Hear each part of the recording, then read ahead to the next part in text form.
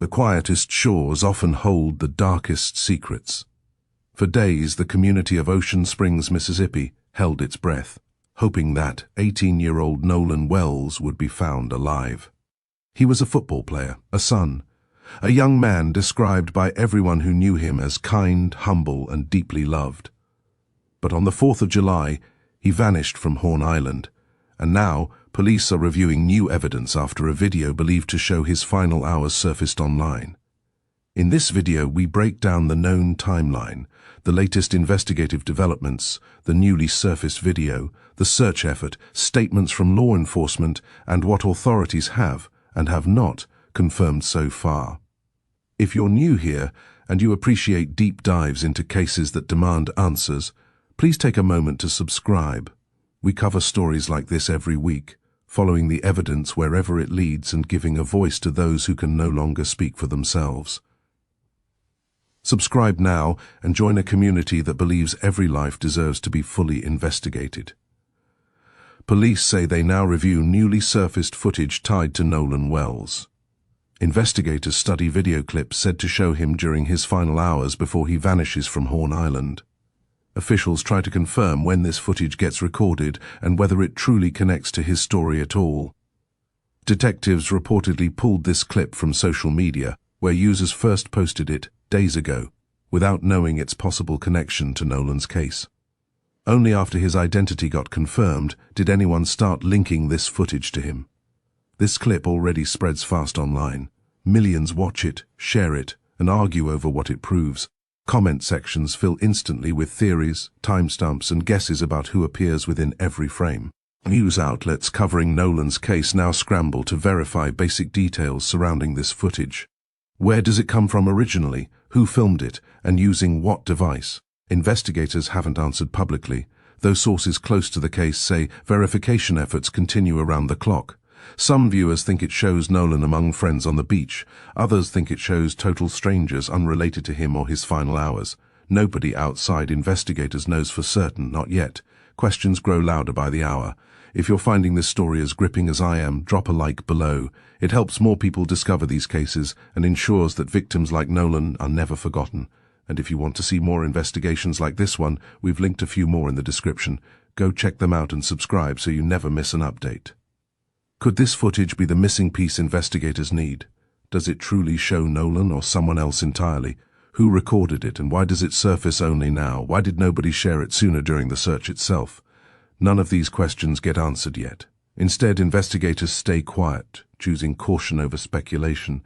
They say only that every piece of evidence gets reviewed, including footage sent in by residents, tourists, and volunteers who helped search Horn Island. For Nolan's family, this newest development brings both hope and pain. Hope because any new clue might finally explain what happened during those missing hours. Pain because every headline forces them to relive their loss all over again. His mother, Christine Wansley, already spent days pleading for photos and videos from anyone who visited Horn Island over the holiday weekend. She hoped something, anything, could help investigators piece together her son's final movements.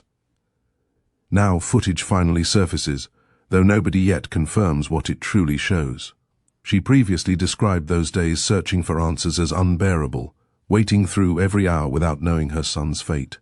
Even now, following his identification and burial, she keeps pushing for full clarity surrounding his final hours. Friends, teammates, and coaches close to Nolan echo similar frustration. Several already spoke publicly about their shock following his disappearance, describing him as someone who loved life, loved football, and loved people around him deeply. None of them expected this outcome when he stayed behind that afternoon on Horn Island. Attorney Ben Crump, representing Nolan's family, calls for full transparency from investigators. He insists the family deserves every fact, not partial updates or silence. His involvement signals that this case no longer stays contained to local headlines. It now draws national attention. Civil rights leader Al Sharpton joins the family too, standing beside them during public statements and demanding answers investigators still haven't provided. Together, both men helped organize press conferences, drawing national reporters toward this small coastal community, transforming what began as local news into something millions across the country now follow closely. Their presence signals that Nolan's family won't quietly accept silence from officials moving forward. Community members near Ocean Springs describe feeling both grateful and overwhelmed watching their hometown story reach such wide audiences. Many hope increased attention finally pushes investigators toward answers that felt impossible during those first uncertain days searching for Nolan. If this story has you hooked so far, drop a like below. It helps more people discover these cases and ensures that victims like Nolan are never forgotten. And if you're into more investigations like this one, we've linked a few more in the description. Go check them out and subscribe so you never miss an update.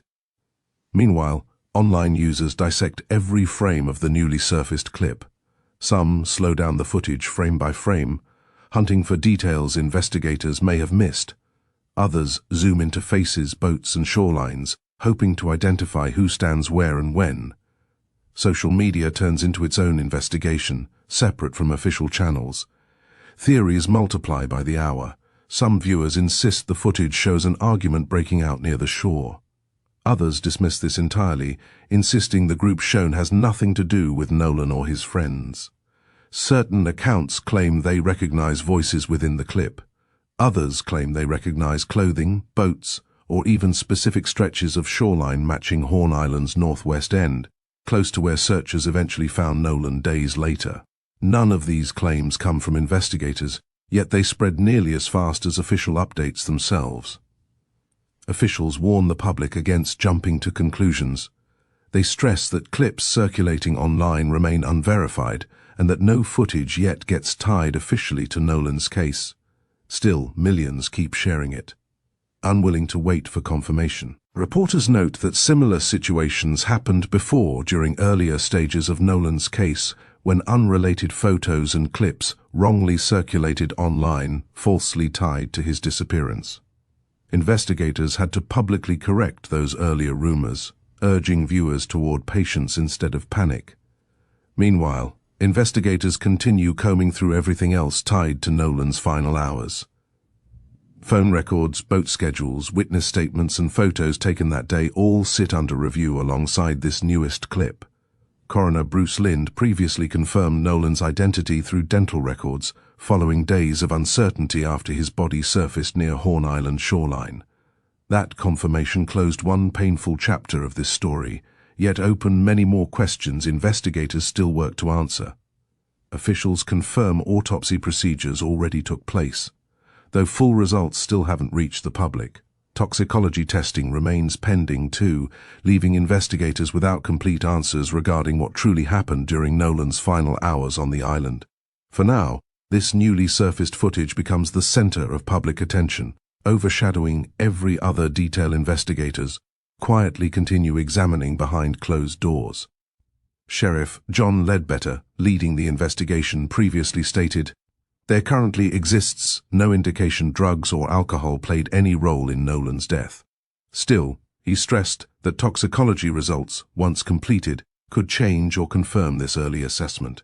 Nolan's case already pulled together multiple agencies during its search phase, including local sheriff's deputies, marine resource officers, national park rangers, Coast Guard crews, and volunteers from groups like the United Cajun Navy. That same level of scrutiny now shifts toward reviewing evidence, including this newest clip drawing global attention. Command posts once used during searching efforts near Ocean Springs now sit quiet, though investigators say resources remain available should new leads demand renewed searching or additional testing.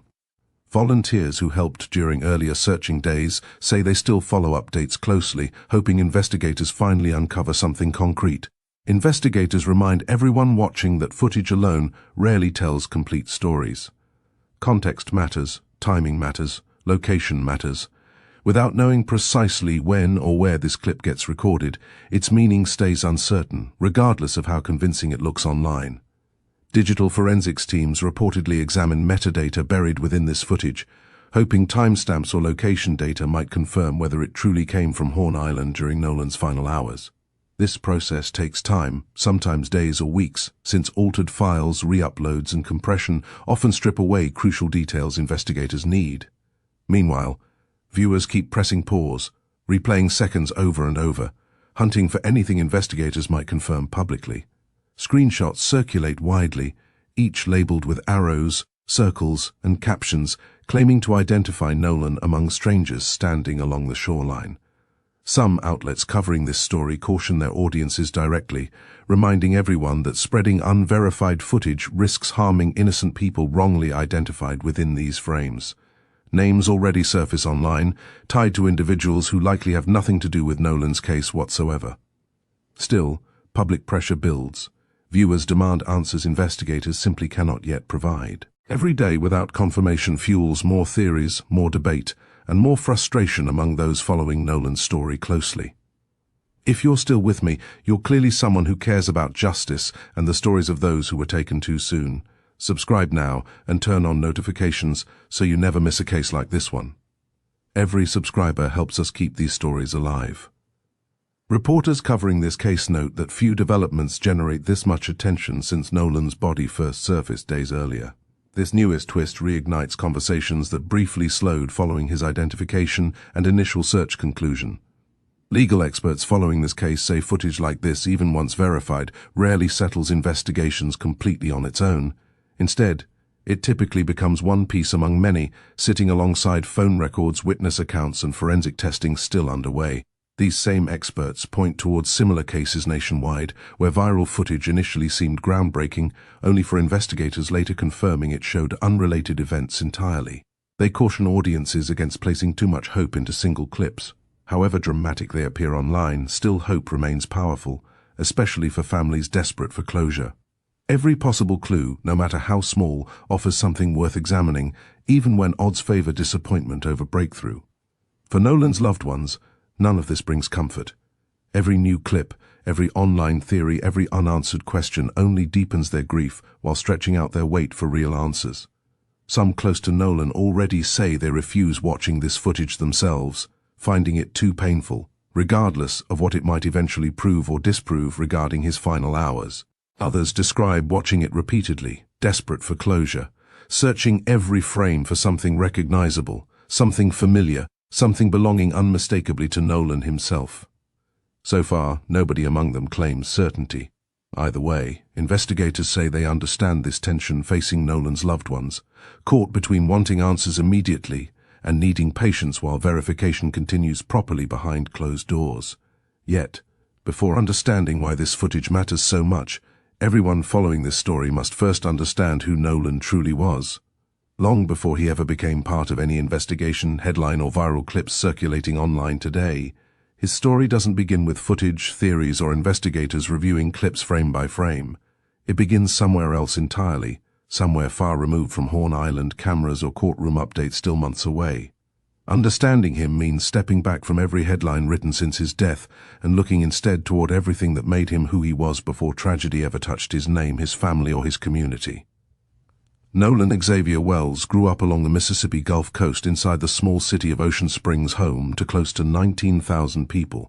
Long before headlines ever mention his name, he simply lived life as any teenager might, surrounded by football, school, friends, and family who adored him completely.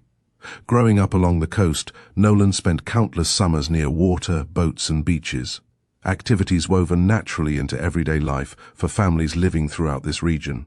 Weekend trips toward nearby barrier islands became common tradition among locals, something Nolan experienced repeatedly alongside family and friends since childhood.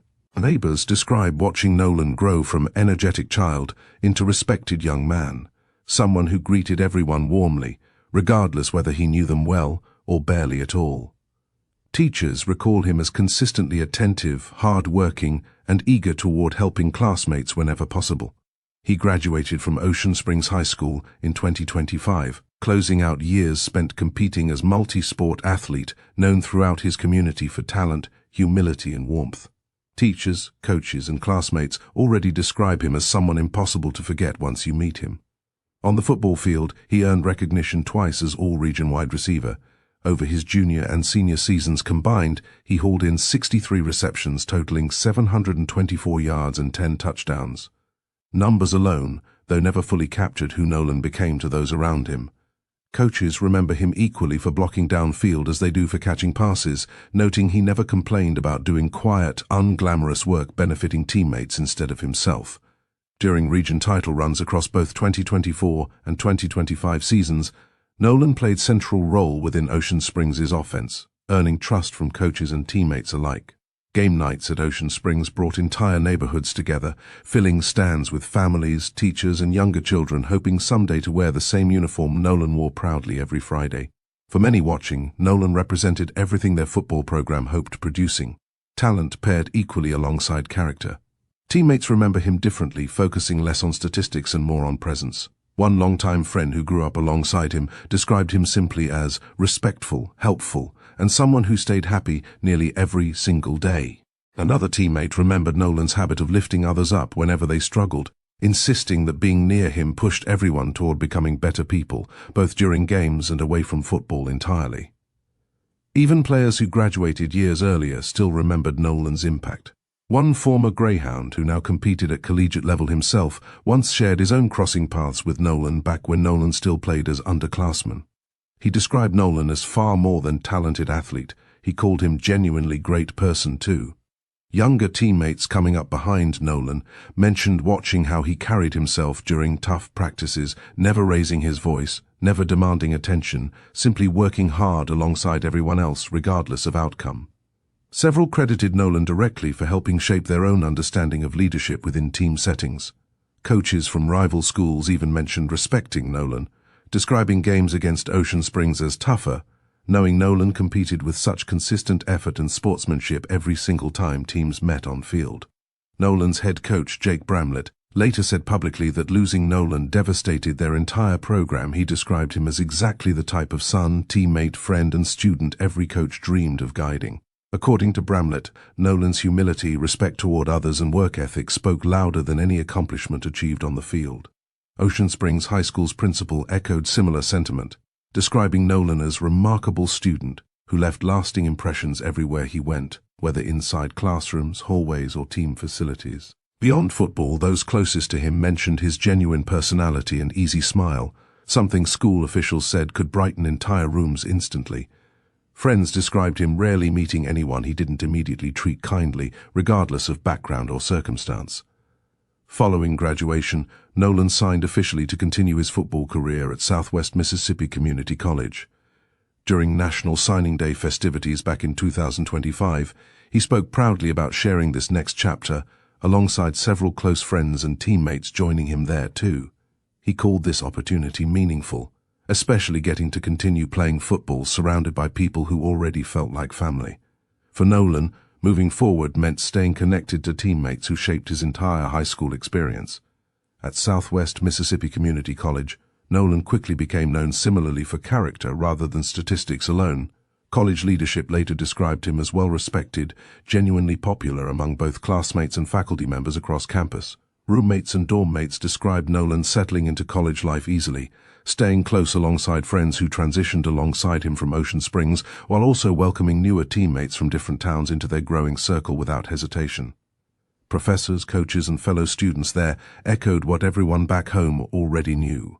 Nolan carried himself with kindness that stood out immediately, even among strangers who barely knew him yet.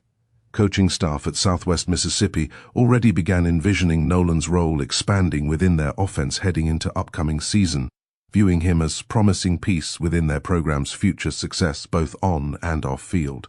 His mother, Christine, described her son using words that captured something deeper than achievements or highlights.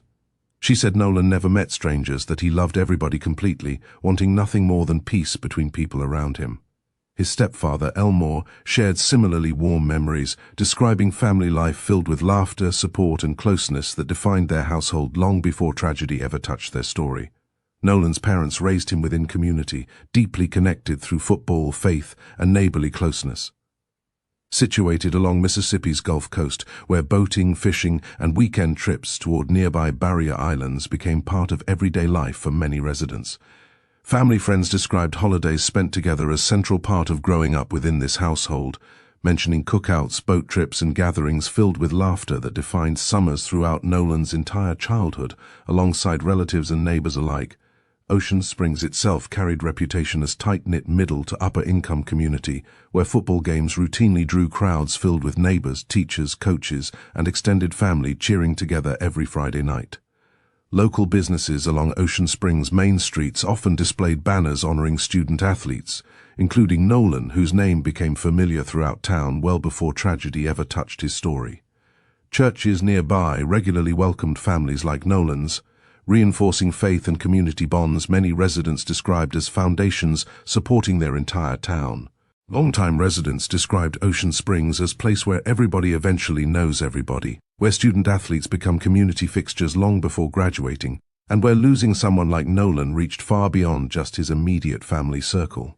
Within this environment, Nolan thrived, building friendships that stretched back years. Some formed since childhood, others formed later through shared practices, locker rooms, and countless hours spent training together toward common goals. His circle included several teammates who eventually joined him at Southwest Mississippi Community College, continuing bonds formed years earlier back home. For many within this group, football became less about competition and more about brotherhood carried forward into adulthood. Nolan's dreams extended beyond football itself. Those close to him described someone eager toward building meaningful future, one grounded in family, community, and helping people around him however possible. Some mentioned conversations where Nolan spoke about eventually giving back toward younger athletes coming up behind him, hoping someday coaching kids himself, passing forward everything his own coaches taught him growing up throughout Ocean Springs. Friends recalled countless smaller moments beyond football entirely, moments capturing who Nolan truly became away from cameras, crowds, or competition.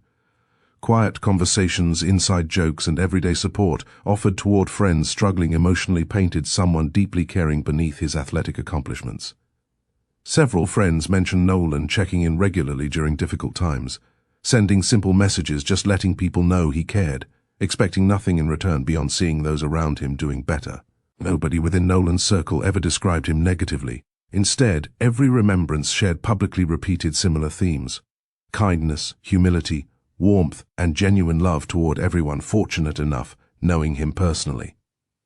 By summer 2026, Nolan finished his first year balancing college life alongside football commitments, preparing himself for whatever came next within both his athletic career and personal life moving forward. He returned home briefly that summer, reconnecting alongside high school friends still living nearby, spending time together before fall semester eventually pulled everyone back into busier routines involving classes, practices, and games. He planned, like countless other college students nationwide, spending 4th of July weekends celebrating alongside close friends, enjoying sunshine, water, and holiday festivities along Mississippi's Gulf Coast. For Nolan and his circle, heading toward Horn Island for Independence Day felt completely ordinary. Nothing more than another shared memory among friends who already shared countless memories together spanning years. Friends later described excitement leading into this particular trip, mentioning nothing unusual beforehand. Nothing suggesting anyone should worry about safety, weather, or anything beyond typical holiday fun expected during 4th of July weekend along their coastline. Nobody within his circle imagined July 4th becoming anything beyond another joyful holiday spent together. Nobody imagined this particular boat trip becoming his final journey alongside friends who loved him deeply.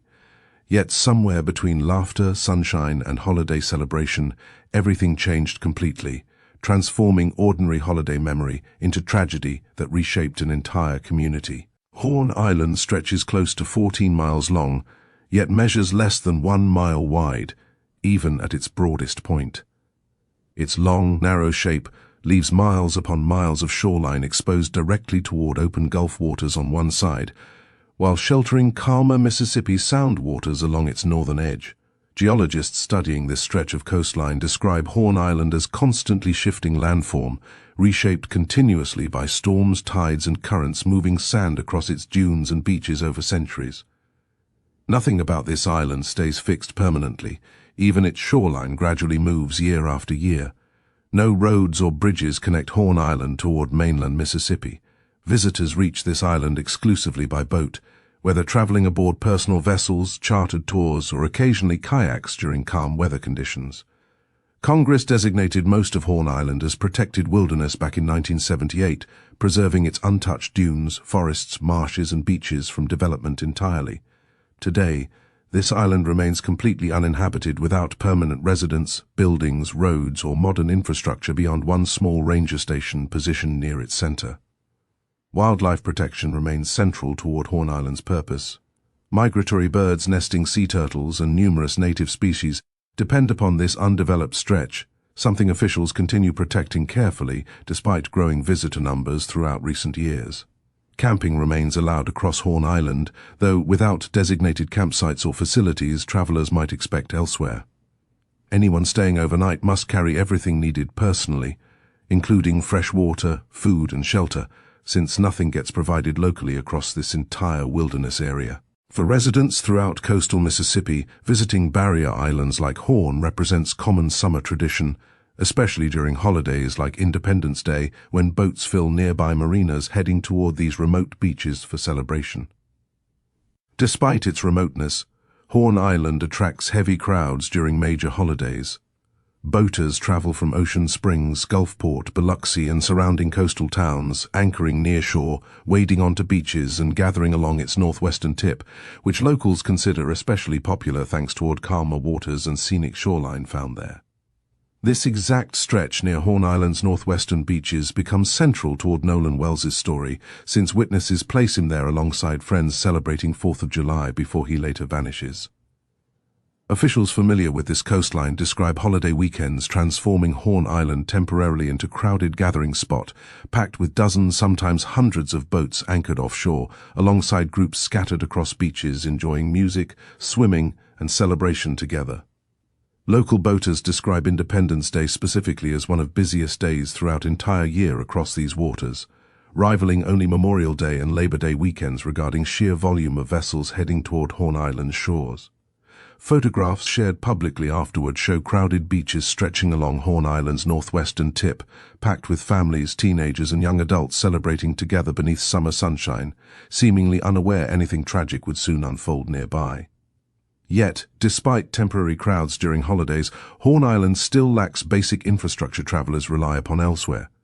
No cell towers stand nearby, no lifeguards patrol beaches, no official facilities exist offering shelter, medical assistance, or emergency response beyond whatever vessels happen sitting nearby during any given moment. Anyone injured, lost, or struggling within these waters must rely almost entirely upon whoever happens nearby, since professional help typically sits miles away across open water, requiring considerable travel time before arriving. This isolation carries serious weight within Nolan's case. Investigators later faced significant challenges piecing together exactly who saw him when and under what circumstances, given how transient holiday crowds typically remain, arriving briefly before dispersing back toward mainland communities scattered across several counties. Cellular service across Horn Island remains inconsistent at best, often disappearing entirely depending upon location along its shoreline. This detail becomes especially significant regarding Nolan's case, since his phone reportedly stayed behind with friends rather than traveling alongside him personally that afternoon. Beyond crowds and isolation, Horn Island's natural environment introduces additional risk. Currents surrounding this barrier island can shift unpredictably, sometimes growing strong enough surprising even experienced swimmers familiar with local waters. Marine safety experts familiar with Mississippi's barrier islands describe currents near Horn Island as generally manageable during calm conditions, yet capable of becoming dangerous quickly whenever weather, tides, or wind patterns shift unexpectedly.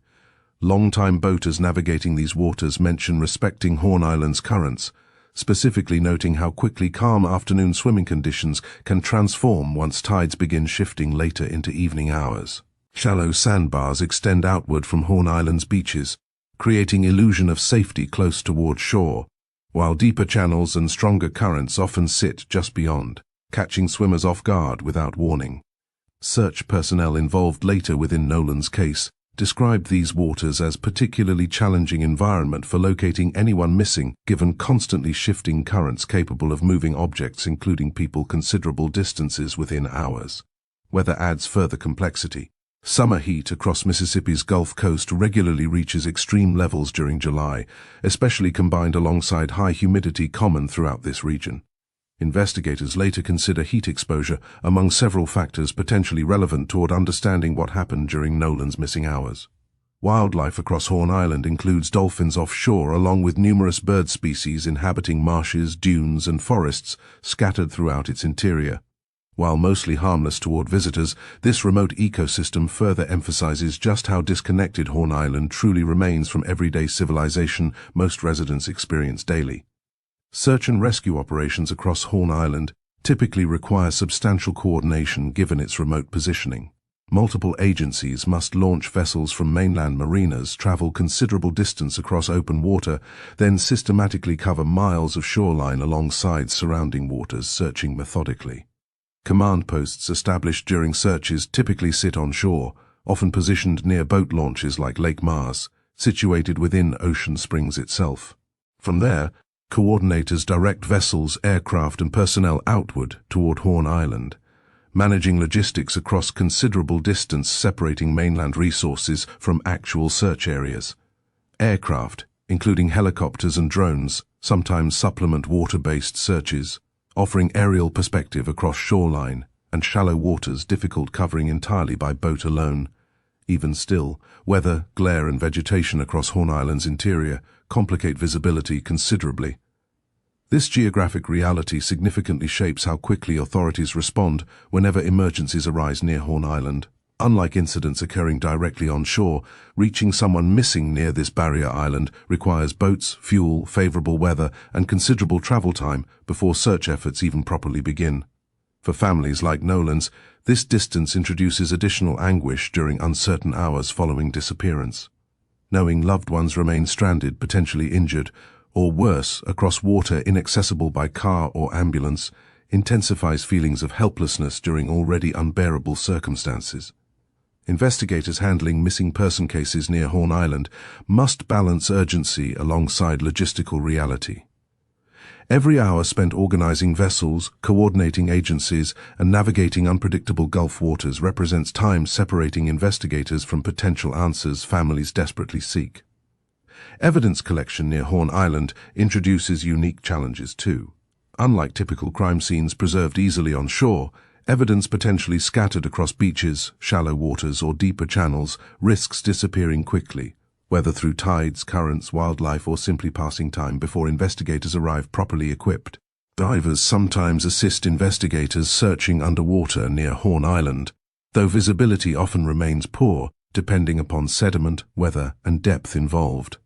Recovering items lost within these waters, whether personal belongings or potential evidence, becomes considerably harder compared towards searching dry land elsewhere. Witnesses present during any given moment near Horn Island typically remain temporary visitors themselves, arriving briefly before returning toward mainland communities scattered across considerable distance. Locating these witnesses afterward requires extensive outreach since nobody maintains permanent presence capable of providing continuous observation across this remote environment.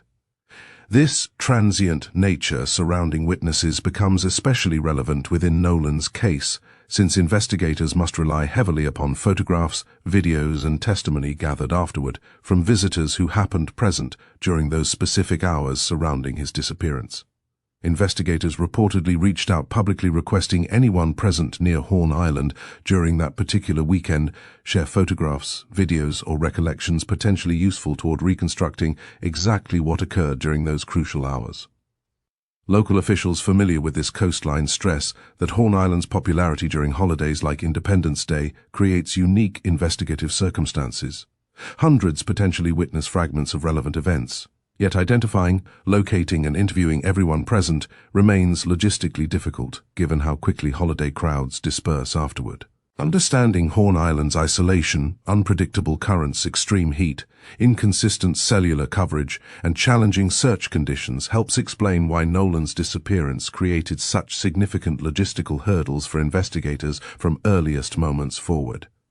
Every factor described here, remoteness, crowds, currents, heat, and limited communication, combines together, shaping both what happened during Nolan's disappearance and how difficult investigators found piecing together answers afterward.